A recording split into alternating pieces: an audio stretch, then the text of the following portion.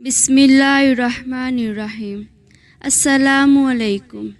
ایک ایسی قوم جس پر اللہ تعالیٰ نے عذاب نازل فرمایا اور اس قوم کے تمام لوگوں کو بندر بنا دیا۔ اس قوم کے لوگوں نے ایسا کون سا گناہ کیا تھا جس کی وجہ سے ان پر اللہ تعالیٰ نے عذاب نازل فرمایا، اور وہ لوگ بندر بننے کے بعد کتنی دیر تک زندہ رہے، اور پھر ان لوگوں کو کس طرح دردناک موت آئی، اور جب یہ لوگ بندر بن گئے تو اپنے عزیز و اقارب سے کیسے ملتے تھے۔ آج کی اس ویڈیو میں ان تمام سوالات کے جوابات آپ کو دیے جائیں گے۔ آپ سے گزارش ہے اس ویڈیو کو آخر تک ضرور دیکھیے۔ ناظرین اکرام، انسانوں کے بندر بننے کی ابتدا حضرت داؤد علیہ السلام کی قوم سے ہوئی۔ اس واقعے کا پس منظر کچھ یوں ہے کہ حضرت داؤد علیہ السلام اور اس کی قوم سمندر کے کنارے الا نامی گاؤں میں رہتے تھے، اور ان کی تعداد 70,000 کے قریب تھی۔ یہ قوم بڑی خوشحال تھی اور یہ اللہ تعالیٰ کی نافرما بردار قوم تھی۔ اس قوم کو اللہ تعالیٰ نے بے شمار نعمتوں سے نوازا تھا اور یہ لوگ اپنی زندگی میں بہت ہی خوش تھے۔ حضرت داؤد علیہ السلام کی قوم سمندر کے کنارے رہتی تھی، اور اللہ تعالیٰ کا ان پر یہ خاص کرم تھا کہ سمندر کے کنارے بے پناہ مچھلیاں آتی تھیں، جن کا یہ لوگ کاروبار کرتے تھے اور بہت ہی خوشحال والی زندگی گزارتے تھے۔ اور جب یہ قوم اللہ تعالیٰ کی نعمتوں کی وجہ سے خوشحال ہو گئی تو اللہ تعالیٰ کی نافرمانی پر اتر آئی اور طرح طرح کے گناہوں میں مبتلا ہو گئی۔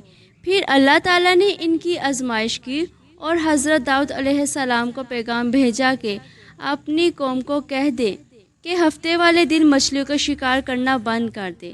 اس طرح اللہ تعالیٰ نے مچھلیوں کو پکڑنے سے روک دیا اور جہاں سے اس قوم کی بربادی شروع ہو گئی۔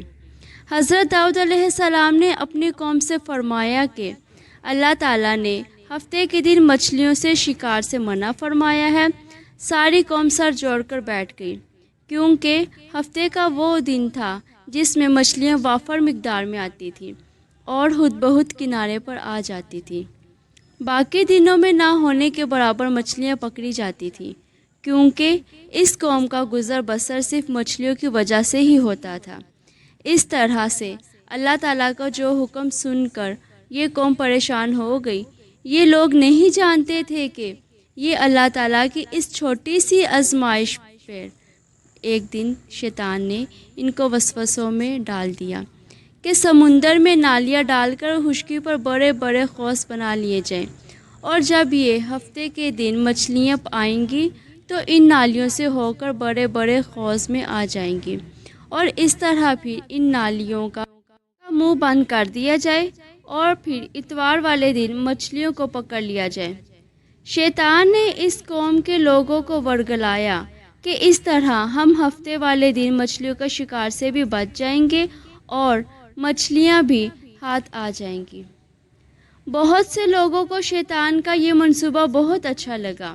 دوسرے گروہ کے وہ لوگ جو اس قوم کو برا مانتے تھے خاموشی سے رہے، لیکن انہوں نے شکار نہ کیا اور دوسرے لوگوں کو بھی منع کیا، بلکہ جو لوگ منع کرتے تھے ان کو کہتے تھے کہ تم لوگ ایسے لوگوں کو نصیحتیں کرتے ہو جو اللہ تعالیٰ بہت جلد ہلاک کر دینے والا ہے۔ تیسرے گروہ میں سے وہ لوگ تھے جو سرکش اور نافرمان تھے، جنہوں نے اللہ تعالیٰ کے حکم کی مخالفت کی اور شیطان مردود کی بات پر عمل کیا۔ یہ لوگ کھلم کھلا اللہ تعالیٰ کی مخالفت کرتے تھے اور ہفتے کے دن شکار کرتے تھے، ان کو کھاتے تھے، پیتے تھے، بیچتے تھے۔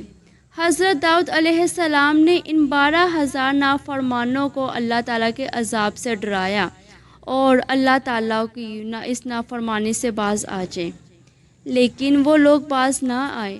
چنانچہ جو لوگ ان لوگوں کے اس عمل کو برا خیال کرتے تھے، ان لوگوں نے اپنے اور ان نافرمان لوگوں کے درمیان ایک دیوار تعمیر کر دی، جس کی ایک طرف وہ نافرمان 12,000 لوگ تھے اور دوسری طرف وہ لوگ تھے جو شکار سے باز رہے، اور انہوں نے ایسا کرنا شروع کر دیا۔ اس قوم کے بدبخت لوگوں کو شیطان نے خوب ورگلا رکھا تھا، لیکن اس قوم نے یہ نہ سوچا کہ جب مچھلیاں سمندر سے آ کر حوضوں میں آ جائیں گی تو یہ ان کا شکار ہی ہوگا۔ اس لیے یہ شکار ہفتے والے دن ہی قرار پایا جو اللہ تعالیٰ نے حرام کر دیا تھا۔ حضرت داؤد علیہ السلام کی قوم کے یہ 3 گروہ ہو گئے۔ پہلے گروہ میں کچھ لوگ ایسے تھے جو شکار کے اس شیطانی طریقے سے منع کرتے تھے اور وہ لوگ شکار سے دور رہے۔ حضرت داؤد علیہ السلام نے اپنی قوم کو واضح طور پر سمجھایا، یہ لوگ اللہ تعالیٰ کی نافرمانی سے باز نہ آئے اور شکار کرتے رہے۔ پھر ایک دن حضرت داؤد علیہ السلام نے غضبناک ہو کر شکار کرنے والوں پر لعنت فرما دی، اور اس کا اثر یہ ہوا کہ ان خطا کاروں میں سے کوئی بھی ایک دن اپنے گھروں سے باہر نہ نکلے۔ یہ منظر دیکھ کر کچھ لوگوں کو ان کی دیواروں پر چڑھ گئے تاکہ معلوم کر سکیں کہ وہ لوگ کس حال میں ہیں۔ جب ان نافرمان لوگوں کو دیکھا تو وہ سب کے سب بندر کی شکل اختیار کر چکے تھے۔